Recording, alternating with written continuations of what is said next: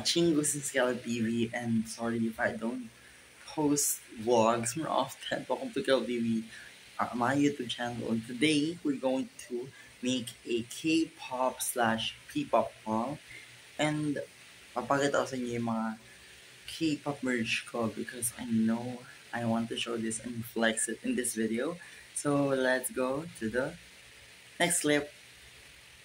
Hello, miss you mga kachingos on YouTube. Today I'm gonna show you what is my K-pop merch. And eto guys, so meron tayong chumchurun. I didn't buy this because I'm an alcoholic person, pero binili ko siya dahil because of its ambassador, Jennie Kim of Blackpink! So yan guys. Binili ko siya. Nakita ko siya from Pure Gold. And it's 99 pesos. It's cheap. It's like so workable. And Jennie. Next one I also have. This one is from a giveaway. It's a giveaway and I won the twice giveaway. So I have a poster of Oishi. So I have a twice X Oishi poster. So ito siya guys, pakita ko sa inyo. Twice poster. Yan, twice poster na ako. Next, I do also have another poster. And it's the Nabati X and Hypen poster na nandito sa poster tube. Poster tube. Bibilang ko din, I don't know. Okay, have to make pictures. This one is the Mad. Ito yung Nabati X and Hypen na poster. Meron din ako yung postcard sila. So, ito siya guys. Yan. Ito siya guys. So, yan. So, in Hypen, 7 postcards makuha nyo dun sa bundle. So, just 1, 2, 3, 4, 5, 6, 7. 7 members din. 7 postcards kasi 1 for each member. Sayang nga wala silang group photo card. Wala silang group postcard. Pero, okay na din yung individual. Kung may bias kayo na gusto nyo individual. Okay, dapat din sana may group postcard. Nabati Philippines, baka naman gawan natin ng group postcard. Tapos bumili na ako dati ng Rosé na pillow yan. Katabi ko siya guys kasi bias ko si Rosé. Guys, nung IU concert, syempre attend din tayo nung IU concert. Umatin tayo nung IU concert. Tapos, yung mga Ito yung wristband niya, guys. Yung Here World Tour siya, guys. Yan, para may entrance strap nila doon. And also, mayroon din ako nung, yung souvenir pa ni Tita. Yung mom niya, ni Tita. Ayan. Di ko alam kung saan napunta yun. So, yan siya guys. Yan yung pop ticket na souvenir ticket. Tapos mayroon din tayong souvenir card na nipis. Compared sa ibang mga sa mga luma nilang souvenir card. This is the one is so thin talaga siya compared to others. Tapos meron din tayo banner. And guys, banner ni IU for the Philippines. Banner ng IU Philippines. So, banner siya guys. Meron din ako ibang banner. Pero share ko muna ito. Sila na siya guys. Hindi ko alam paano siya i-store. Pero ayusin ko na ito. So, bumili. Tapos meron din ako nung Blackpink Globe era to eh.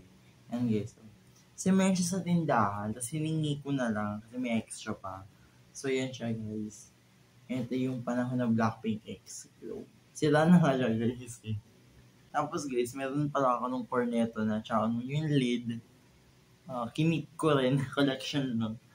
Tsaka yung endorser ng Uy, hindi lang pala yun nung poster na Oishi. Hindi pala yun yung hindi lang pala yun na panalunan ko. So napanalunan ko rin tong Candy Bong Z na keychain. Meron din siyang mga stickers na Geo stickers. Yan. Tapos meron din ako nung, cheesy na PC holder. Meron din akong merchandise ng Oishi X twice. Ito siya guys, so yun, nag-iisa kong photo card. Ang unit. Ano siya guys. Meron din akong mga, banner. Oo. Ito. Ay, share ko nga pala to. Kinain na ng daga. Ito siya guys. Ito yung parang stuff ng Pons X Happy Hour. Yan. Mga message na inang. Yan siya guys. Tapos ito pala yung red velvet nung R2V Con. Freebies.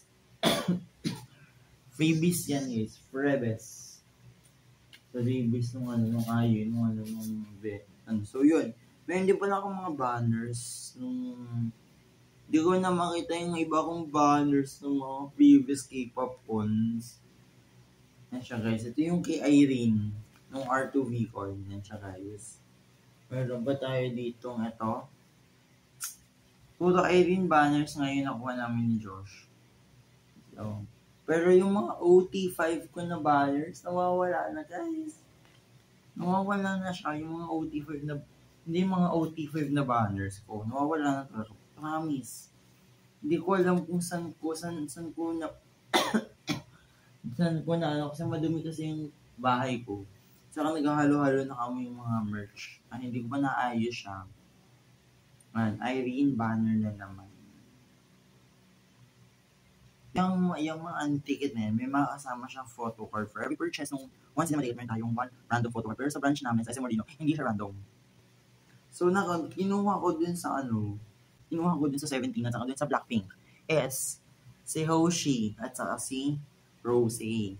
So, nag-order pa ako sa TikTok ng Vernon kasi wala talagang Vernon PC nung araw na yon. Kasi I think last day niya din ako nanood nung pelikula. Ang ganda naman ng pelikula niya guys. Paano nagyan ng concert? Pero may mga documentary, may mga talking na ganun. So, share ko lang din. I did this too. Na ginawa ko na din siyang collection at saka merch. Eto guys. So, B-pop naman siya guys. Ito ay Beanie. So, fan din po ako ng Beanie. Ako ay isang solid po na bloom bias ko po si Mika at si Mika. So yun. Pero ito, binili ko to sa RFC Molino Mall. Diyan sa malapit dyan sa subdivision namin. Bumili guys ng Lomo card. Since Lomo card siya, pero playing cards yung nakalagay yan. So share ko siya. Meron tayong Mika.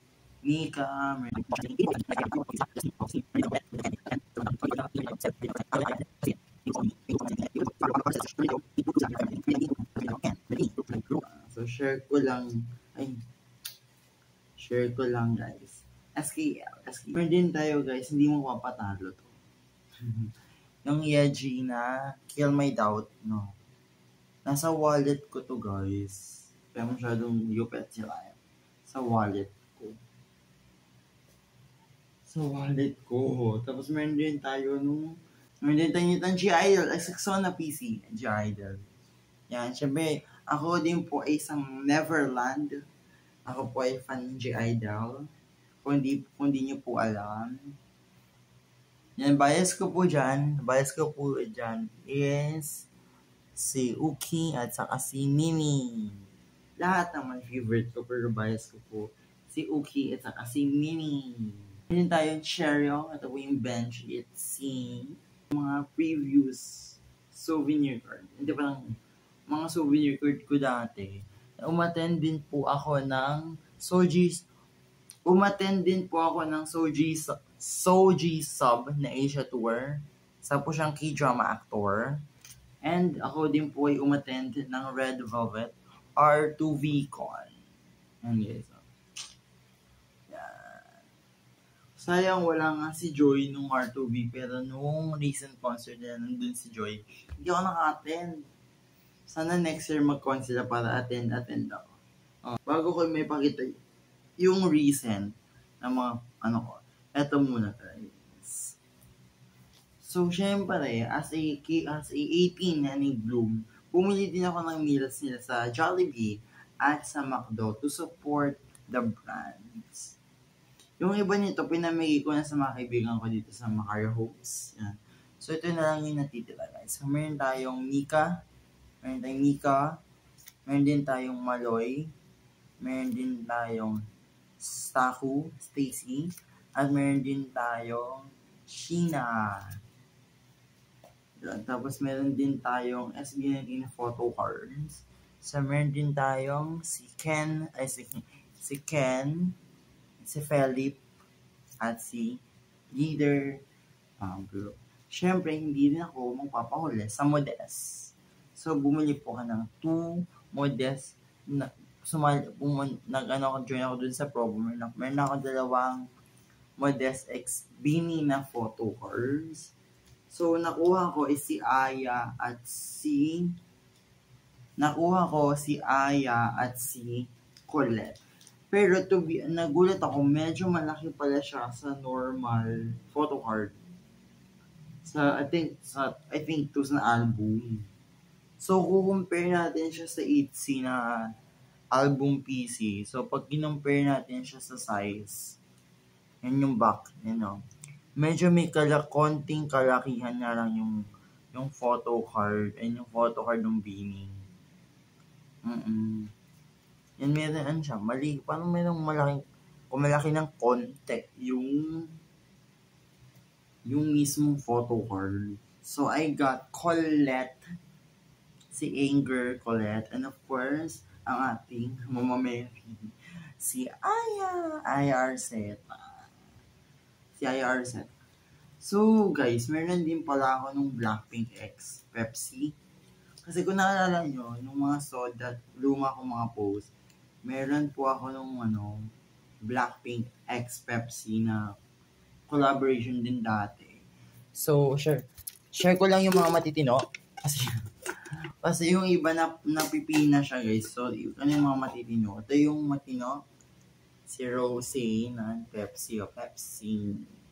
Tapos, ito naman si Jisoo. Ito yung blue, guys, ha. May blue version at meron ding pink black na version. So, si Jisoo at saka si Rosé. So, yun. Marami pa yan. I-picture ko na lahat. Tapos, ito yung latest. Kasi bumili ako ng Nabati product sa Indonesia. Hindi naman ako nag-fly doon. Hindi ako lumipad or nag-trip. Bumili ako doon sa friend ko na may TikTok shop. 2 TikTok shop yan. Then nakuha ko yung Ito yung photo strip ng Nabati X and Hypen na hindi siya available sa Philippines and only available in Indonesia. So you have Sunghun and Jungwon and photo strip. So, ito ko pa yung yung box Pakita ko. So, may isa pa. Ito yung Karina PC,